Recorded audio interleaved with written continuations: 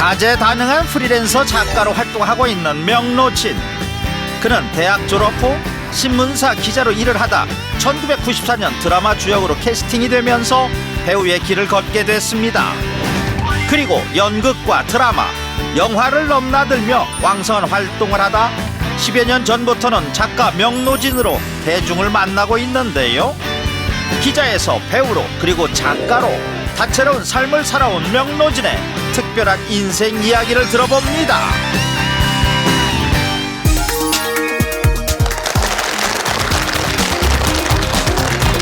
안녕하세요. 여러분들 혹시 논어, 공자 이런 얘기 들으면 왠지 고리타분하다 이런 생각 많이 하시죠? 네.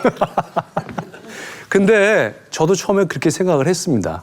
그런데 논어라는 책을 읽고 또 공자 선생님에 대해서 이렇게 공부를 하다 보니까 전혀 그렇지 않다는 걸 알게 됐어요.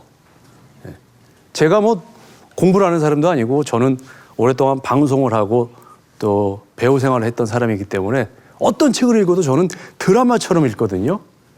그래서 책을 읽다가 야, 이건 드라마다 하고 느꼈던 적이 많기 때문에 오늘은 그거를 여러분들과 조금 나눠보고 싶어서 나왔습니다. 이 뒤에 보시면은 이런 얘기가 있어요. 모자란 것을 걱정하지 말고 분배가 고르지 않은 것을 걱정하라.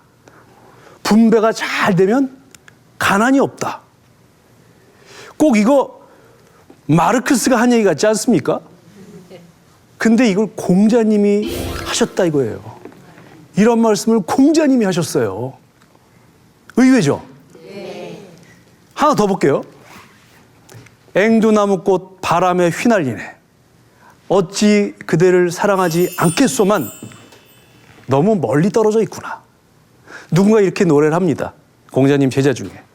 그러니까 공자님이 뭐라고 말씀하시냐면은 사랑하지 않아서 그렇지 사랑한다면 어디인들 멀냐.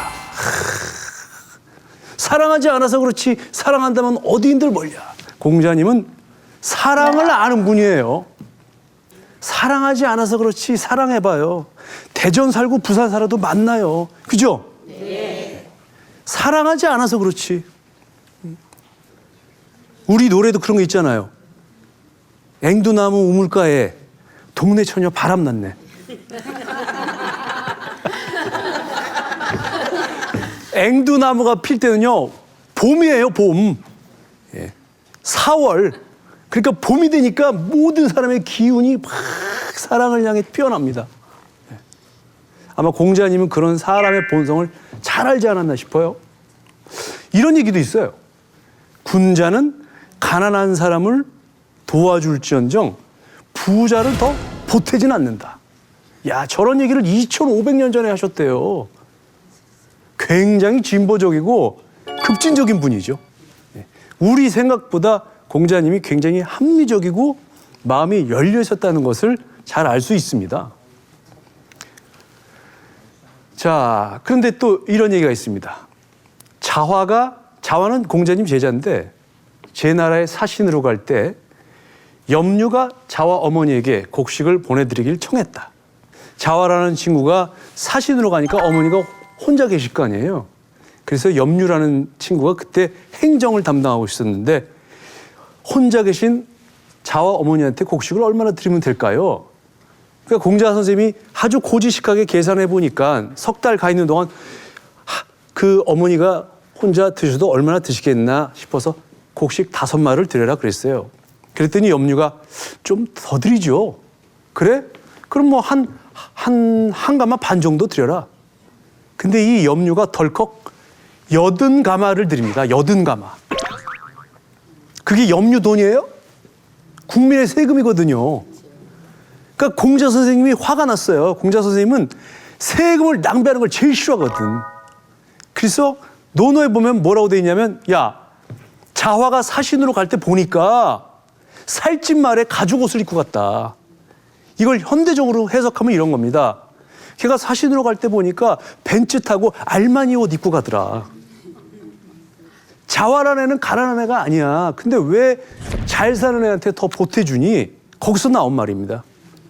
내가 듣기에 군자는 가난한 사람을 보태주지 부자를 더 부자 되게 해주진 않아. 너 잘못한 거야. 그거 국민의 세금 낭비하면 안 돼. 이런 말씀을 하셨다는 거예요. 2500년 전에. 우리 생각보다 굉장히 앞서 나간 분입니다. 여러분, 공자하면 무슨 한 단어로 우리 고등학교 국민인류 시간에 배워요. 공자하면 떠오르는 단어. 인이죠, 인. 어질인자의 인. 근데 공자 선생님이 논어에서 그런 말씀 하셨습니다. 사람이 인하지 않으면 이해가 무슨 소용이고 사람이 인하지 않으면 음악이 무슨 소용이냐. 도대체 인이라는 게 뭐냐고 도대체. 서울에서 부산으로 KTX를 타고 내려가고 있는데 KTX 의자는 이렇게 생겼습니다. 일반석.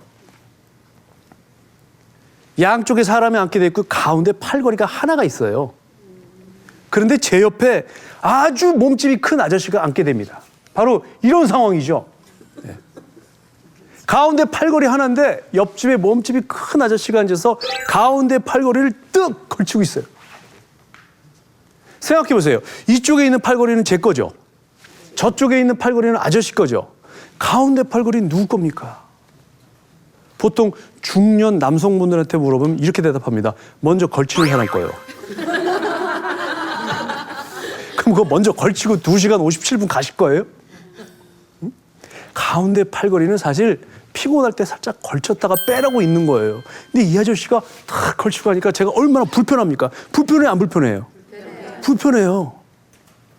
그런데 인의 반대가 뭐냐면 불인이에요. 인하지 않다. 불인. 그 불인을 정의천이라는 송나라 유학자분이 뭐라고 해석하냐면 인의 반대는 불인인데 불인은 마비라고 그랬어.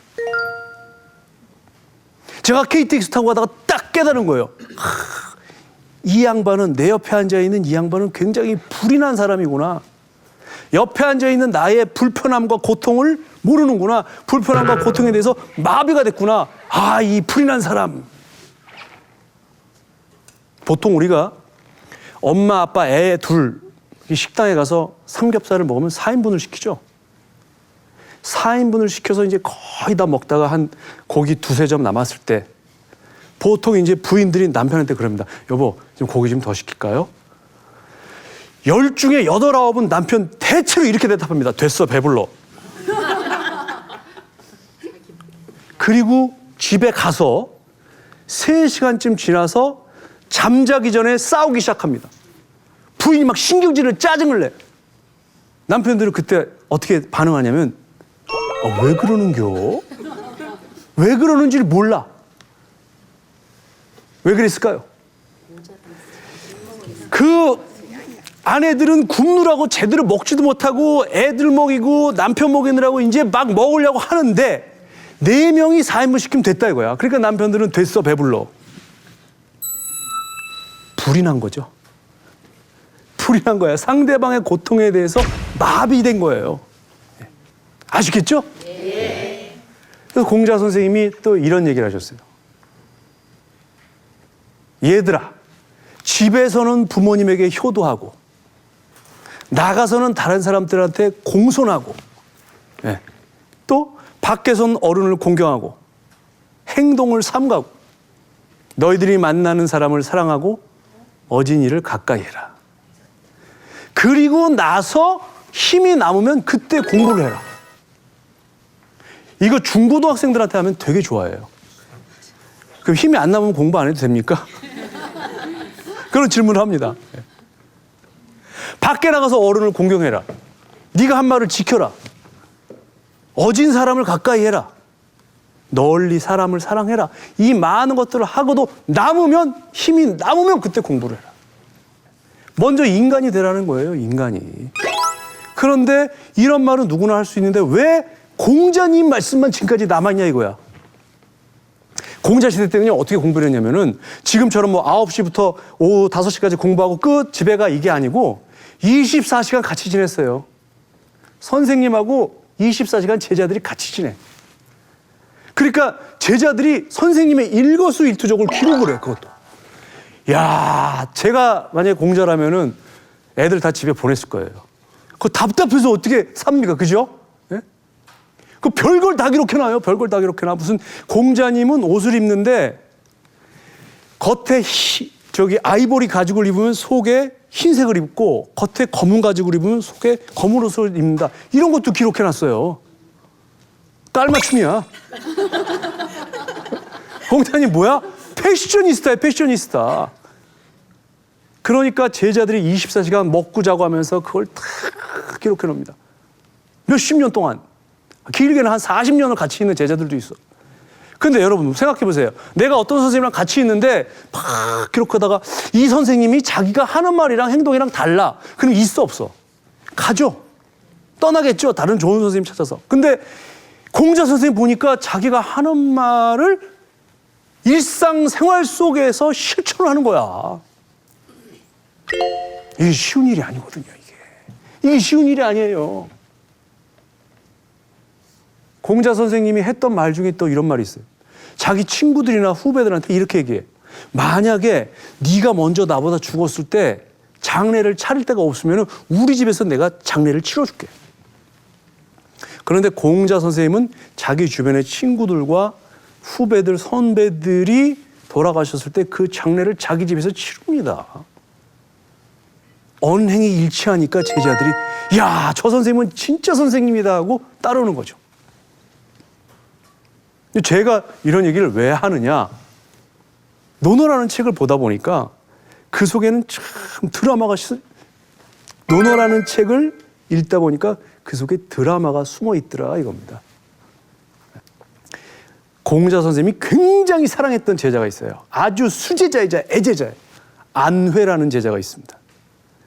그리고 공자 선생님에게 재정적인 뒷받침을 해줬던 제자가 있어요. 자공이라고. 그래서 어느 날 자공한테 물어봅니다. 공자 선생님이. 자공아, 너하고 안회를 비교하면 너가 어떨 것 같니? 그러니까 자공이 이렇게 대답하잖아요. 제가 안회를 따라갈 수 있습니까? 안회는 하나를 들으면 열을 알지만 저는 하나를 들으면 둘을 알 뿐인걸요. 보통 선생님 같으면 어떻게 대답합니까? 그때. 아니야, 너도 열심히 하는 사람이고 너도 안회만 한 인재야. 이렇게 대답하죠. 이렇게 응원을 하겠죠. 논어에 보면 공자는 이렇게 대답합니다. 그건 그래. 넌 안회를 못 따라가. 뭐야 이거 도대체. 그런데 글자만 보면 그렇게 써 있어요. 그리고 이렇게 얘기를 하죠. 그런데 나도 안회를 못 따라간다. 이렇게 논어라는 딱딱한 고전을 드라마처럼 읽으면 이 고전이 그렇게 재미있을 수가 없고, 이 고전이 2500년을 지나면서도 우리에게 살아있는 이유는 바로 그 생생한 목소리를 전해주기 때문이 아닌가. 그런데 그 생생한 목소리를 찾아내는 것은 읽는 사람의 몫이기 때문에 저는 앞으로도 계속 이 많은 사람들이 고리타분하다고 생각하는 논어나 고전을 읽으면서 그 사실을, 그 고전 속에는 우리가 생각하는 것 이상으로 재미있는 부분이 들어있다는 사실을 알리고 다니고 싶습니다. 네, 지루한 시간 들어주셔서 감사합니다.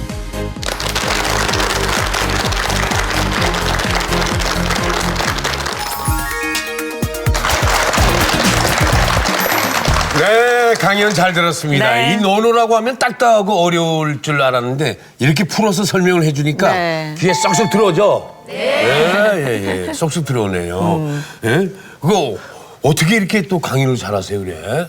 2500년 전에 써진 것이 네. 아직까지도 읽고 있다는 것이 참 신기한 거거든요. 그래서 예.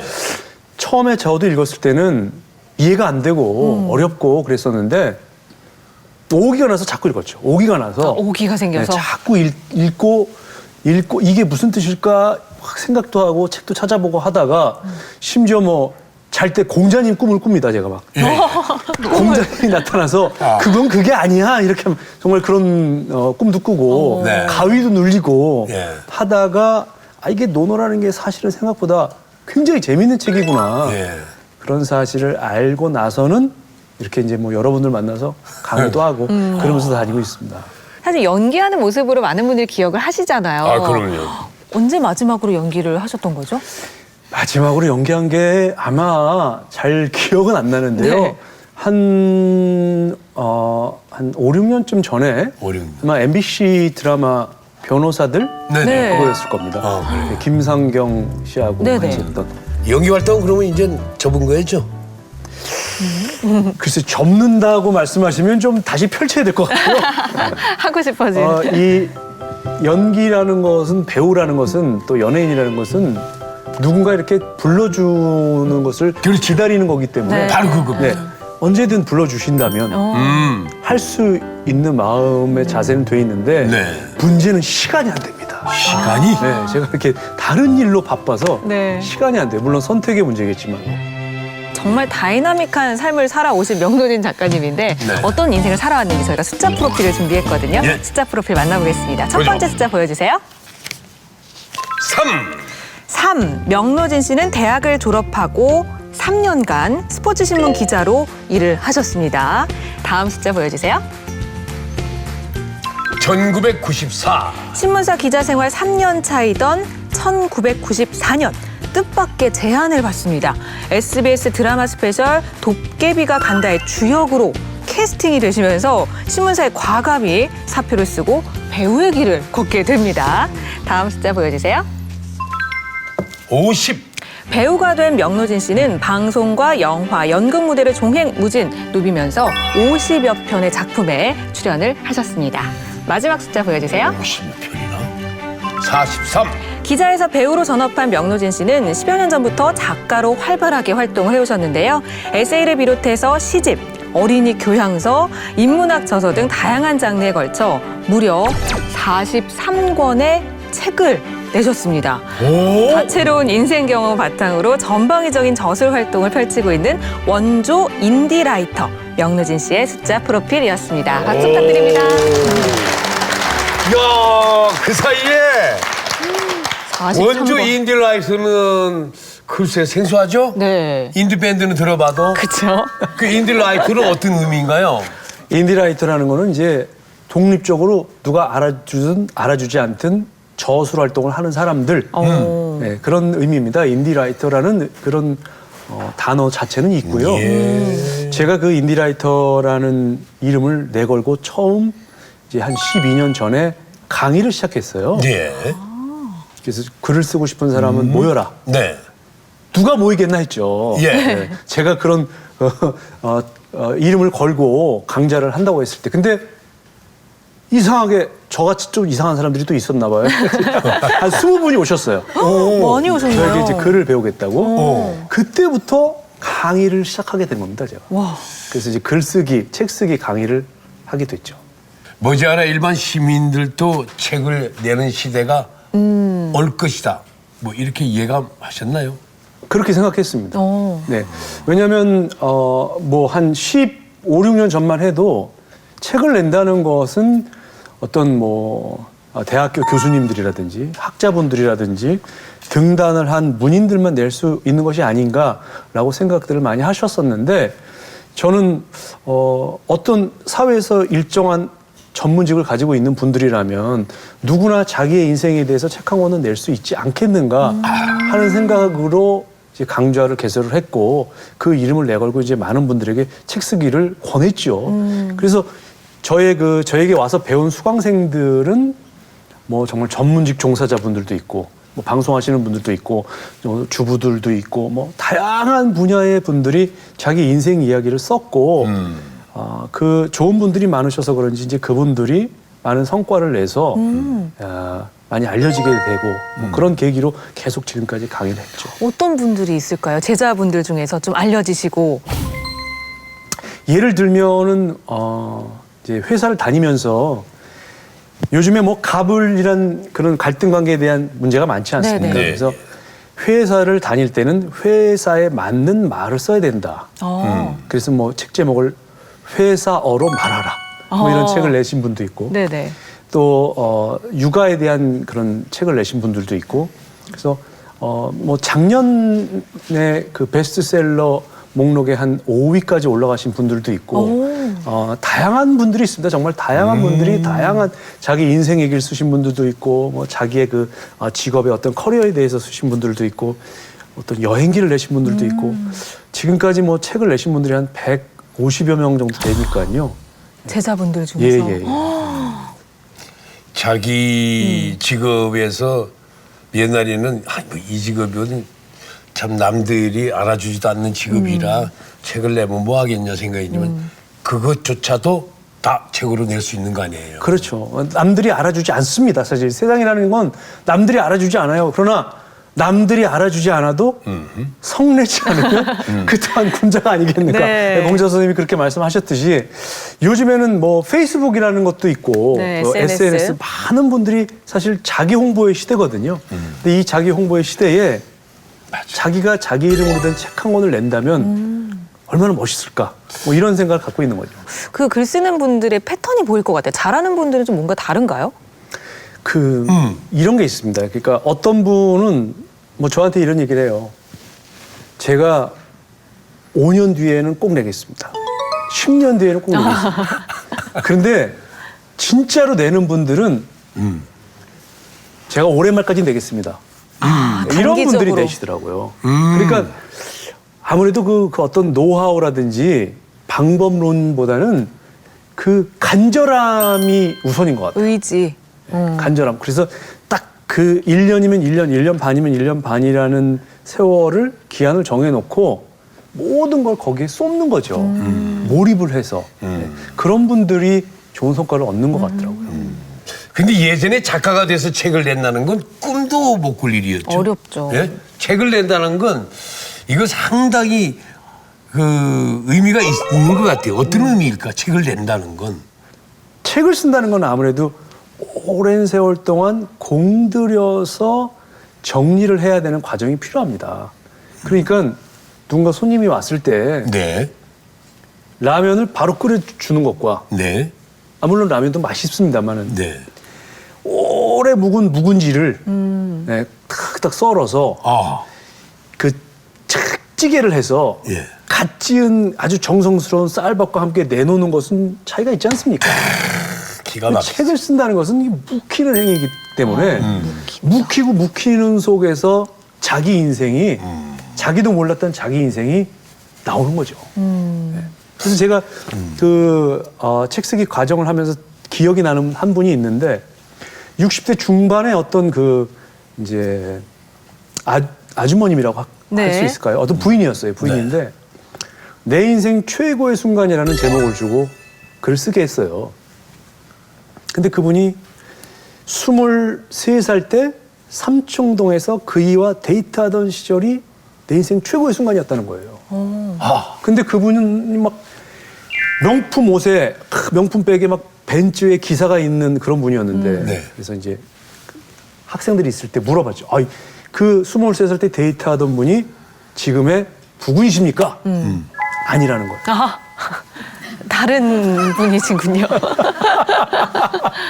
뭐 첫사랑일 수도 있겠죠. 네? 첫사랑. 그러니까 첫사랑이라는 거죠. 그렇죠. 첫사랑이라는 거예요. 그래서 그래요? 그래서 제가 그 자리에 모인 분들한테 바로 말씀드렸죠. 여러분, 우리 여기 있었던 사실은 밖에서 얘기하지 않기로 해요. 네. 왜냐면 지금 그 부군하고 같이 살고 계신데 네. 그래서 어떻게 이렇게 용기 있게 이런 거를 쓰셨습니까? 하니까 그분이 백지를 놓고 내 인생 최고의 순간이 언제인가를 생각해 보니까 우리 큰아들 낳았을 때 아니야. 우리 큰아들 결혼했을 때 아니야. 뭐 작은 딸 낳았을 때 아니야. 아니야. 우리 남편이랑 결혼했을 때 아니야. 점점 과거로 갔는데 23살 때 그 첫사랑의 그 남자분과 데이트하던 시절이 누가 뭐래도 제일 좋았다는 거예요. 그래서 글 앞에서는 자신을 못 속인다는 겁니다. 아하. 묵은지가 나오는 거죠. 묵은지가. 그렇죠. 진솔된. 네, 진솔한 자기의 모습이 나오는 거죠. 화려함을 다 버리고.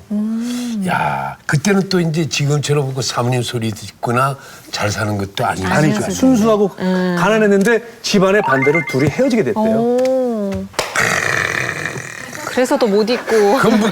그 인생 자체가 최고의 순간이 언제셨습니까? 저요. 저도 이렇게 자꾸 거슬러 올라가면 저 덕수궁 그 돌담길을 걷다가 들어가서 기둥이 있어요, 기둥. 네. 기둥 밑으로 들어가가지고 키스하던 그 첫사랑. 어머나. 그 생각하면 지금도 소름이 끼쳐. 현재 그래. 같은 분이신 거죠? 그래 그렇다니까. 그러니까 소름이 끼치지. 행복해서 소름이. 저와 같은 글을 잘 모르고 잘 못 쓰는 사람도 책을 낼 수가 있을까요? 그래, 책을 낼 수 있습니다. 네, 그것이 저희가 지금까지 뭐 10여 년 동안 주장해 왔던 바고요. 글을 쓰는 데 있어서 물론 기교라는 것이 중요하고 그 글 쓰는 기교라는 것은 쓰면 쓸수록 좋아지는 것이 사실이지만은 만약에 어느 정도의 기교를 습득했다고 봤을 때 중요한 건 진심이고 아까 저 60대 중반의 그 부인처럼 자신의 인생에서 드러내기 싫은 부분을 과감하고 솔직하게 드러낼 수 있는 용기가 필요한 거거든요. 예. 그것을 다 숨기고 가리고 끝끝내 밝히지 않고 간다는 것은 좀 억울하지 않은가. 왜냐면 우리가 언제 갈지 모르는데 네. 네. 그런 생각을 하는 거죠. 네. 충분히 하실 수 있다고 봅니다. 명노진 작가님의 강의가 어떤 강의일지 굉장히 더 궁금해지는데 이 동서양 고전에 대한 관심도 굉장히 높으시다고 들었어요. 그 강의 현장을 저희가 화면에 담아왔거든요. 아, 예. 예, 그 보고 와서 또 이야기 나눠보도록 하겠습니다. 네. 함께 보시죠. 보시죠.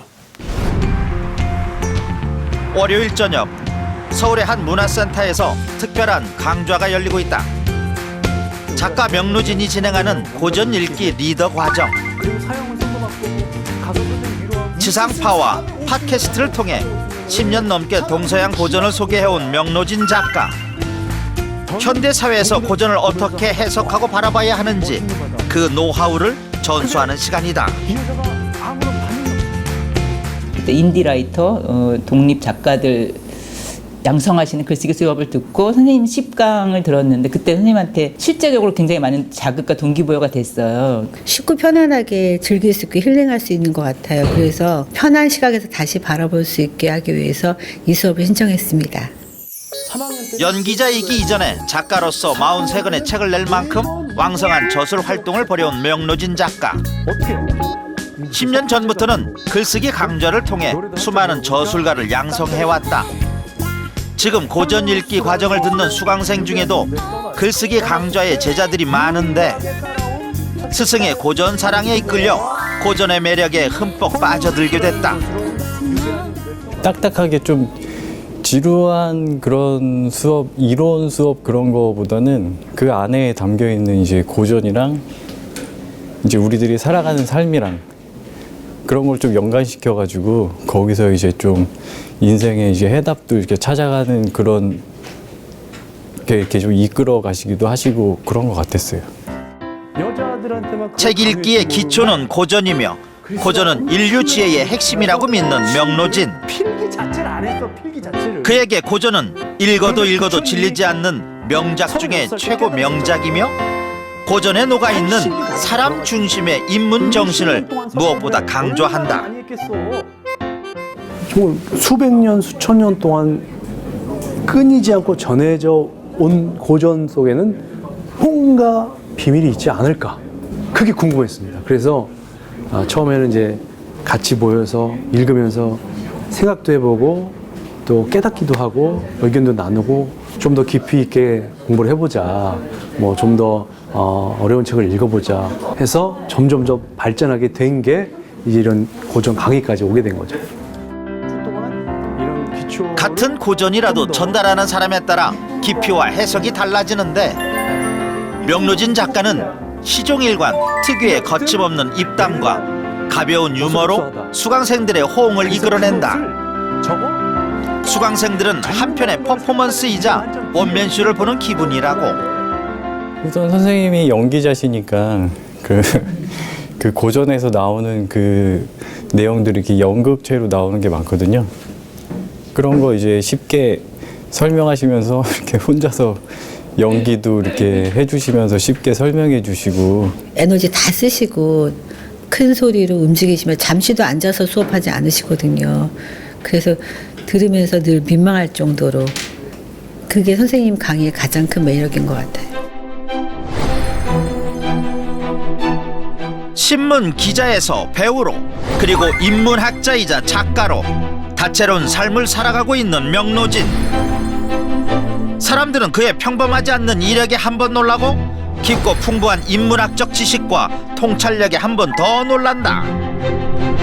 앞으로도 많은 사람들이 고전을 통해 풍성한 삶을 살아갈 수 있기를 기대해본다.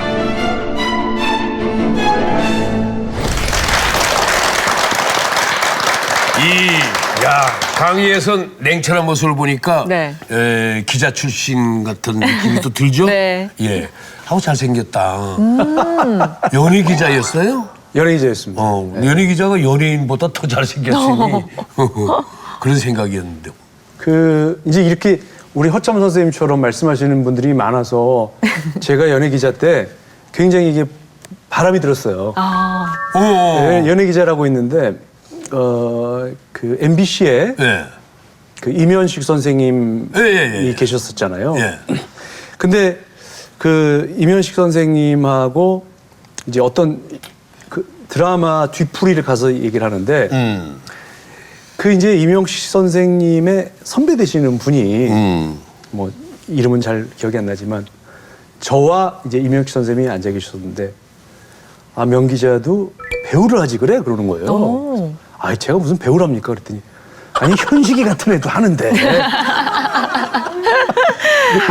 아니 뭐그 자리에서는 아유 옆에 놔두고. 네, 그 자리에서는 웃었지만 아 그런 이제 그 이야기를 자꾸 하셨는데 제가 왜 기자를 하다가 배우가 됐을까 생각을 해보니까 취재를 하러 갔는데 뭐 방송국에 취재를 하러 갔는데 그 PD 분께서 또 저를 보고 또 그래. 아, 명 기자는 기자를 하지 말고 배우를 하시오. 그래서 이제 한 귀로 듣고 한 귀로 흘렸죠. 이제 그런 말들 하시는 분들이 워낙 많으니까. 근데 이분은 정식으로 제안을 하시는 거예요. 드라마 대본을 주면서 여기에 있는 이 역할을 하시오. 하겠어 안 하겠어. 그게 이제 아까 말씀하셨던 도깨비가 간다라는 드라마였어요. 예. 그 드라마의 내용을 보니까 16부작인데 좋았던 건 처음부터 끝까지 나온다는 거. 네. 그리고 그 역할에 제가 맡았던 역할이 이제 김준이라는 킬러 역할입니다. 킬러. 네, 킬러인데 낮에는 청순한 청년이고 밤에는 킬러. 그러니까 낮과 밤이 다른 거예요. 네. 근데 그 상대 역이 약간 그 로맨틱한 상대 역이 김혜수 씨야. 아니, 무조건 해야 되네. 그러니까 해야죠. 네. 그래서 기자를 하고 있을 때 그 대본을 보고 그날 밤새워 읽고 아침에 이제 사표를 써서 제출을 하고 사표 안 쓰면 안 되는 거예요? 그 사표를 쓰지 않고 좀 회사를 몇 달 정도 휴직을 하고 나서 드라마를 찍고 다시 가시오. 이런 제안을 했고 회사에서도 신문사에서도 그렇게 저한테 얘기를 했는데 제가 그때 굉장히 좀 뭐라 그럴까요? 인생에 대해서 좀 까불었다고나 할까요? 나는 이 길로 가야겠다 하고 바로 사표를 내고 촬영을 하러 자신감이 갔죠. 있었네. 네. 그래도 그 이후로 왕성한 활동을 하셨잖아요. 이제 연기자의 길로 들어서셔서 네. 강한 캐릭터를 많이 하셨는데 뭐 형사나 악역 역할들도 많이 하셨죠. 개성 있는 네. 역할들이에요. 그러니까 이제 연기 생활을 계속하면서 저에 대해서 알게 된 게 네. 결코 나는 그 미남이 아니다. 다만 악역에 걸맞는 미남이다. 네. 태양의 남쪽이라는 드라마를 찍었는데 이제 남자 주인공이 둘이에요. 한 분이 최민수 씨예요. 그리고 저. 이 둘이 이제 친구로서 라이벌로서 이렇게 대결하는 구도의 드라마인데 오죽하면 최민수 씨가 착한 역할입니까? 제가 악역이고 아, 그 드라마에서요? 네, 둘이 친구인데 말도 안 돼. 최민수 씨는 계속 저한테 당해요. 네, 이제 고등학교 동창이고 그런데 회사도 같이 들어가고 그러는데 최민수 씨는 막 착하고 선한 역할이고 최민수 씨 애인을 제가 막 뺏고 이 최민수 씨의 등을 치고 막 감옥을 보내고 그런 악역을 제가 하게 됩니다. 얼마나 억울하겠습니까? 제가 알고 보면 제가 최민수 씨보다 착하거든요. 실제로는. 진짜. 그러다가 어느 순간 연기하는 모습은 눈에 안 보이고 이게 체육 관련 프로그램 진행자. 작가로 이제 활발히 활동을 하게 된다고요? 네네. 그 얘기 좀. 그것은 이 시기적으로 보면은 책을 쓴 것이 제 인생에서는 먼저입니다. 제가 첫 책을 낸 것이 이제 대학교 4학년 때 책을 냈거든요. 어떤 책을? 아닌데요? 예, 제가 대학 4학년 다닐 때 시집을 한 건 됐어요. 시집이요? 네, 시집. 그러니까 그 당시에는 시절이 좀 어수선해서 막 그 연애시가 유행하던 시기였어요. 제가 쓴 책은 아니지만 그때 유행하던 연애시의 제목 중에 하나가 이런 거예요. 뭐 동그랗게 원을 그려봐. 그걸 뺀 만큼 너를 사랑해. 뭐 이런 거. 세상에서 그걸 뺀 만큼 너를 사랑해. 뭐 이런 건데. 네. 그래서 제가 쓴 건 아니고요. 이제 그런 책들이 막 유행하다 보니까 저도 이런 거는 나도 쓸 수 있어 해서 써서 예. 시를 한 70편을 써서 출판사에 보냈어요. 네. 한 10군데. 근데 그중 한 출판사에서 연락이 왔어요. 내겠다. 그래서 냈죠. 그래서 누가 이걸 읽으랴 싶었는데 한 6개월 뒤에 제 통장에 돈이 들어와 있더라고요. 인세가. 어머. 네. 그 책이 팔려서 많이 팔려서.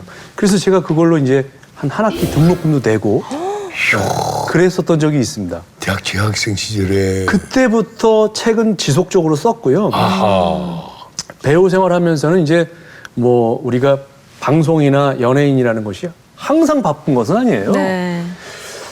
뭐 그러니까 뭐 캐스팅이 안 될 때도 있고 자유로울 때도 있고 사실 멍 때릴 때도 있고 그래요. 그럴 때 뭐 다른 분들처럼 이제 다른 부업을 한 것이 아니라 저는 틈틈이 되든 안 되든 남들이 알아주든 안 알아주든 글을 썼는데 종종 그것을 이제 출판사에 보내면 거기서 책으로 만들어 주었고 그런 활동은 꾸준히 해왔습니다. 꾸준히 해왔는데 한 2005년, 6년을 기점으로 이 방송 활동보다 이 저술과 강의 활동이 더 많아진 거죠. 그러면서 점점 더 활동을 활발하게 하게 됐고. 그렇게 낸 책이 무려 아까 43? 43권. 43권에 이른다고. 장르도 뭐 어떤 것들이에요? 인문. 다양해요. 또 뭐 고전. 에세이, 아니, 어린이 교양서도 내시고요. 어린이 교양 이게 정도. 너무 폭넓은 거 아닌가요? 와. 예를 들어서 제가 쓰고 싶은 분야의 책을 쓰는 경우도 있고요. 크게 출판사에서 의뢰가 들어오는 경우도 있어요. 예를 들어서 이 어린이들을 위한 방송에 대한 책을 하나 써주십시오. 이런 의뢰가 이제 들어왔었어요. 그럼 이제 제가 그때 방송인이니까 네. 그 방송에 대한 책을 씁니다. 그래서 써서 넘기면 재밌는데? 그러면서 그러면 요 분야에 대해서도 좀 써주시겠어요? 뭐 저 분야에 대해서도 써주시겠어요? 해서 와서 저는 그것을 이제 제 나름의 어떤 문체와 제 스타일로 바꿔서 쓰는 거죠. 예. 그래서 그런 것들이 반응이 꽤 좋았고 뭐 지금까지도 나가고 있고 이런 경우가 있습니다. 아니, 그게 의뢰가 들어오더라도 써낼 수 있으니까 그게 대단한 게 아닌가라는 생각이 들어요. 그게 이제 그 통장에 잔액이 없으면 또 쓰죠. 투인적인 힘이 발휘돼서 고전에 대한 사랑으로 인문고전 작품을 낭독해주는 팟캐스트 명노진 권진영의 고전 읽기도 진행하고 계시죠. 네, 지금 진행하고 있습니다. 네. 지금 네. 원래 그 공중파 라디오에서 그 똑같은 이름의 프로그램을 진행을 하다가 네. 공중파 방송사 사정에 의해서 폐지가 되고 예. 이제 쓰라린 거죠. 이런 거는 네. 연예인들한테 폐지가 되고 야 이거 참 그 프로그램이 이제 고전을 읽어주는 프로그램이었어요. 그래서 이렇게 좋은 프로그램을 없애면 안 되지 않나 싶었는데 청취자 여러분들이 꼭 그걸 방송으로 들어야 되나 팟캐스트로 올려라. 네. 그럼 우리가 들어주겠다. 우리가 후원을 하겠다. 예. 그래서 어떤 분이 갑자기 저희 그 진행하는 사람들하고 작가분을 만나자고 그러시더라고요. 만나러 갔더니 식사를 하면서 봉투를 뚝 주시는 거예요. 보니까 거기 100만 원이 들어있었어요. 그래서 이걸로 일단 몇 회분을 만드시오. 그래서 이런 독지가분들이 통장에 계속 그 후원금을 넣어주시고 해서 저희가 이제 만들었는데 그것이 이제 벌써 한 200회가 넘어갔고 일주일에 한 번씩 프로그램 만들어서 올리고 있습니다. 명노진 권진영의 고전 읽기 팟캐스트로 시작하는데요. 이 모든 것은 고전읽기를 사랑해 주신 여러 청취자 여러분들, 또 후원자 여러분들의 덕입니다. 정말 감사드리고요. 저희 앞으로 열심히 그리고 재밌게 고전읽기 만들겠습니다. 이렇게 많은 분들이 관심 가져주고 아직도 기억해 주실 줄 몰랐거든요. 그래서 힘을 내서 한번 해보도록 하겠습니다. 여러분 힘을 쫙쫙 모아주십시오. 네, 모아주세요. 고전읽기! 모아주세요. 화이팅! 이게 다운로드 횟수가 2천만에 달하는 2천만. 굉장한 인기더라고요. 그 일주일에 한 번씩 올릴 때마다 한 40만 내지 50만 다운로드가 되는데 많은 분들이 이 팟캐스트를 만들고 듣고 계시는데 저희가 하는 것이 상위 1% 안에 들어가서 지금 사랑을 많이 받고 있습니다. 야, 고전에 그렇게 빠져서 헤어나오기가 좀 힘든 그런 경우도 있겠어요. 아, 솔직히 말씀드리면요. 네. 인생에 있어서 뭐 공자님도 말씀하셨지만 40이 불혹이라고 하지 않습니까? 예. 공자님은 40이 되니까 더 이상 흔들리지 않았다. 이런 의미로 말씀하셨는데 저는 그걸 어떻게 받아들이냐면 40이 되니까 아무도 나를 흔들질 않더라. 아무도 나를 유혹하지 않더라. 네. 그래서 아마도 세월이 지나면서 깨닫게 되는 것이 젊었을 때는 몰랐지만 나이가 들면서 알게 되는 게 있을 거다라는 생각을 가지고 고전 읽기를 하고 있고요. 젊었을 때 정말 뭐 예를 들면 노는 것도 좋아하고 뭐 술 마시는 것도 좋아하고 뭐 어울려서 이렇게 휩쓸려 다니는 것도 좋아하고 뭐 남자들이 좋아한다는 잡기도 많이 해봤는데 책 많은 게 없더라고요. 그 중에서 고전 많은 게 없더라고요. 아, 그렇습니다. 네, 그래서 돌아왔습니다. 자, 그럼 여기에서 명노진 작가님이 준비한 내 인생의 사진을 만나볼 텐데요. 네. 특별히 2개의 사진을 준비를 해주셨대요. 어떤 사진을 준비해 주셨는지 궁금한데요? 첫 번째 내 인생의 사진 보여주세요. 보죠. 어? 오, 흥이 넘쳐나는 짝꿍 도전 때인가? 이게 뭐죠?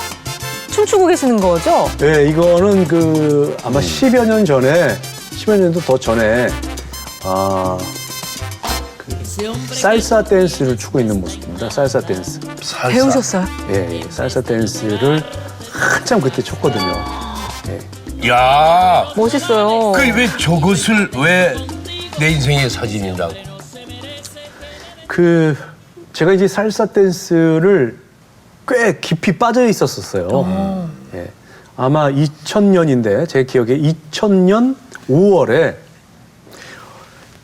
그 이제 MBC에서 MBC 프로그램 중에 제가 이렇게 어딜 찾아다니면서 어떤 젊은이들의 새로운 풍속도 뭐 이런 걸 이렇게 취재를 하는 그런 게 있었어요. 제가 리포터였는데 홍대 앞에 어떤 라틴 음악 그 댄스 바를 갔어요.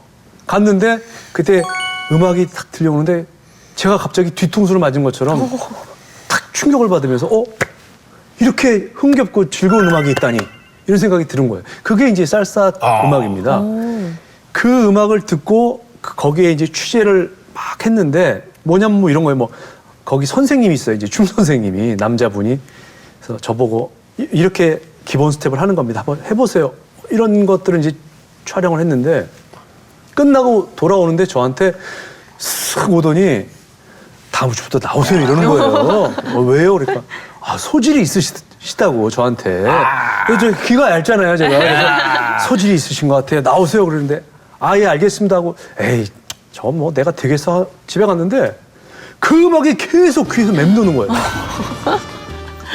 갈까 말까 하다가 한 달 만에 갔어요. 갔더니 그 선생님이 제가 오실 줄 알았습니다.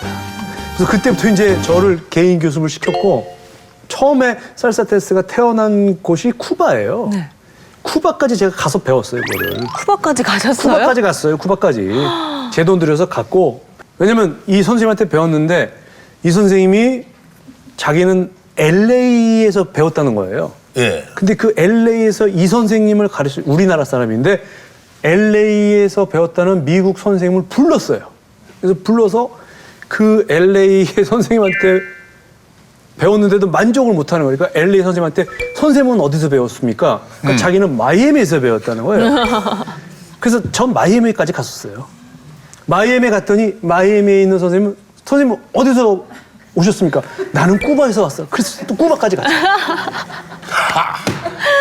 야, 집념 덩어리. 그러니까요. 그러니까 쿠바에 가서 오리지널 살사를 배우고 돌아와서 살사 국제 축제를 엽니다. 네. 직접 예, 제가 직접 기획을 해서요? 제 돈을 쏟아서 기획을 해서 어허. 그때 이제 5명의 친구들과 함께 저를 포함해서 그때 저에게 이렇게 코가 꽹 저희 후배들 네. 5명 저랑 4명 모아서 그때 코엑스에서 3일 동안 국제 살사 대회를 개최를 하기까지 이르죠. 그 이유는 1회 대회를 하고 예. 수천만 원의 빚을 지고 쌀사가 아니라 설사네. 그냥 하고 손을 털고 네. 그냥 취미로 그 이후에는 이건 내가 이걸 사업이나 비즈니스로 하면 안 되겠다. 난 이걸 좋아하고 즐기는 사람이지 계산을 해서 뭐 수익이 남는 거는 난 젬병이다 해서 그걸 잘하는 후배한테 물려주고 이름과 권리 다 물려주고 저는 뭐죠, 드라마? 인어 아가씨에서 예, 예. 장서희 씨에게 이 살사 댄스를 가르쳐주는 강사. 역할로 또 나오셨잖아요. 그랬었죠. 왜냐하면 인어 아가씨 대본에 그 아리영이에요, 주인공이. 네네. 이름이 그 장서희 씨의 극중 배역이 아리영인데 그 대본을 쓰신 작가님이 어떻게 무슨 생각을 하셨는지 아리영이 뭐 별걸 다 잘해요. 맞아요. 그 중에 살사 댄스도 추는 장면을 넣으셨어요. 그래서 어느 날 장서희 씨한테 연락이 왔어요. 제가 그 살사 춘다는 걸 듣고 저기 선배님 저 좀 살사 좀 가르쳐 주세요 그러더라고요. 그래서 아니 왜? 그러니까 제가 한 달 뒤에 이걸 찍어야 되는데 한 달 동안 아주 잘 추는 사람처럼 저를 만들어 주세요 그러더라고요. 그래서 그럼 해보자. 그래서 만나서 연습을 시켰는데 너무 잘하시는 거예요. 왜냐면 무용과예요. 그쵸, 장서희 장서희 씨가. 씨가 무용과를 나왔어. 그래서 하나를 가르쳐주면 열을 알아. 안회야, 안회. 그래가지고 한 3주 가르쳐드리고 아주 드라마를 성공적으로 찍었던 적이 있죠. 와. 아리영 씨, 치마 먹쳐요.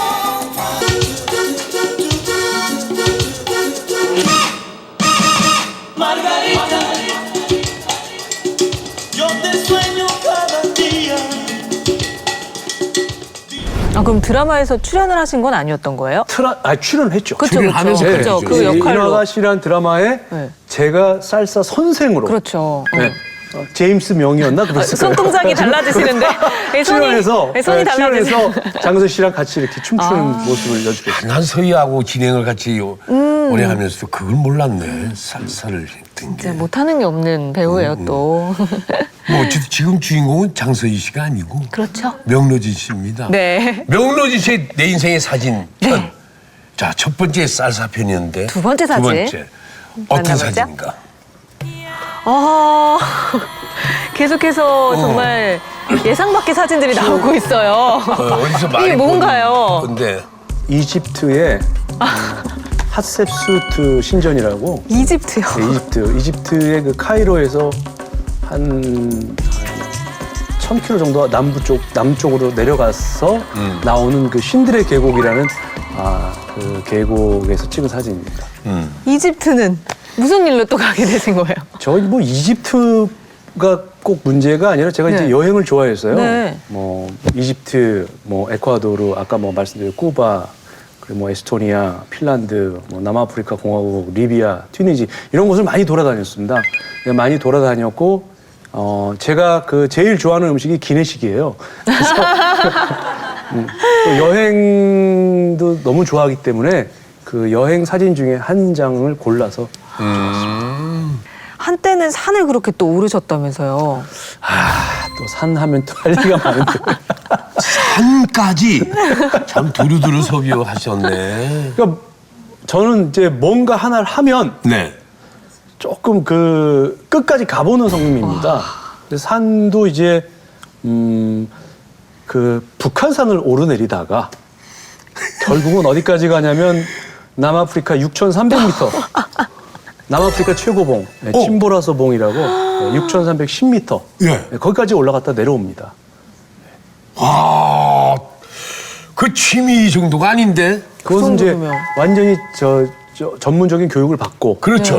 그 전문 장비를 착용하고 뭐 자일이라든지 뭐 파트너와 이런 모든 것을 습득하고 나서 가는 거죠. 그렇죠, 그렇죠. 그래서 예. 교육도 제가 받았고 네. 취미 생활도 치열하다고 표현을 해도 여행 되겠네. 다니시고 산 타시고 하는 일은 기자, 작가, 배우.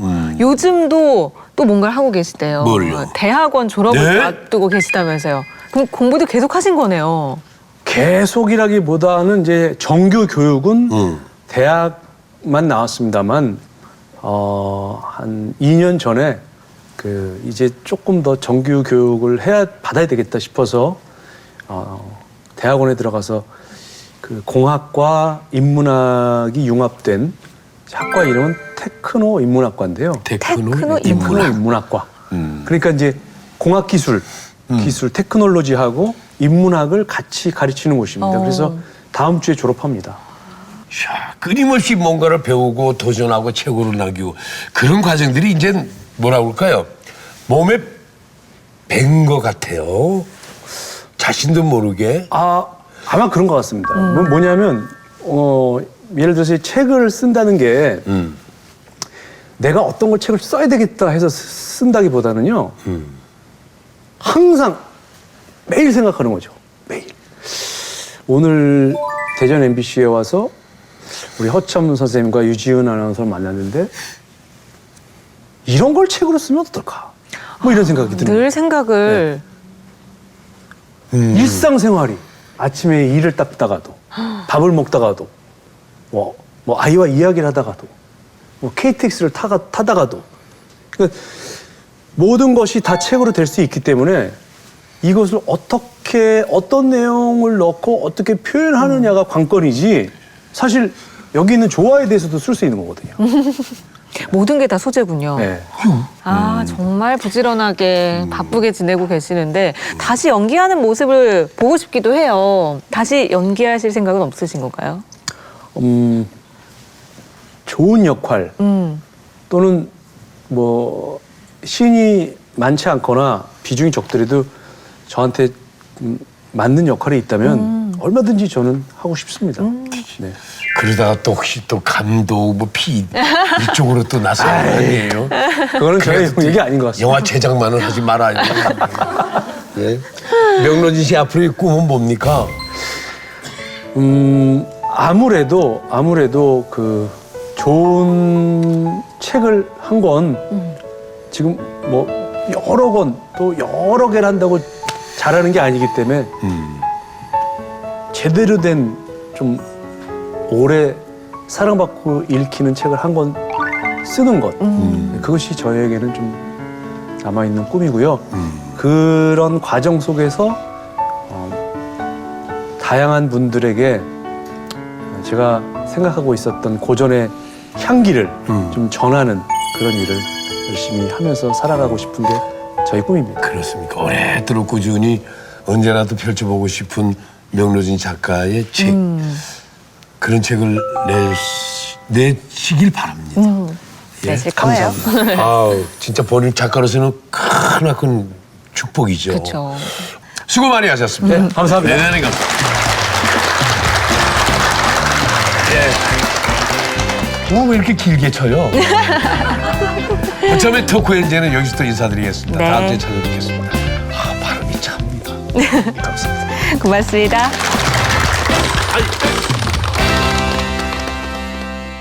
이 말은 논어에 나오는 말인데요. 공자님 제자가 인이 무엇입니까? 하고 물으니까 공자님이 인은 사랑이니라 이런 말씀을 하셨습니다. 그래서 저의 인생의 좌우명도 인은 사랑입니다.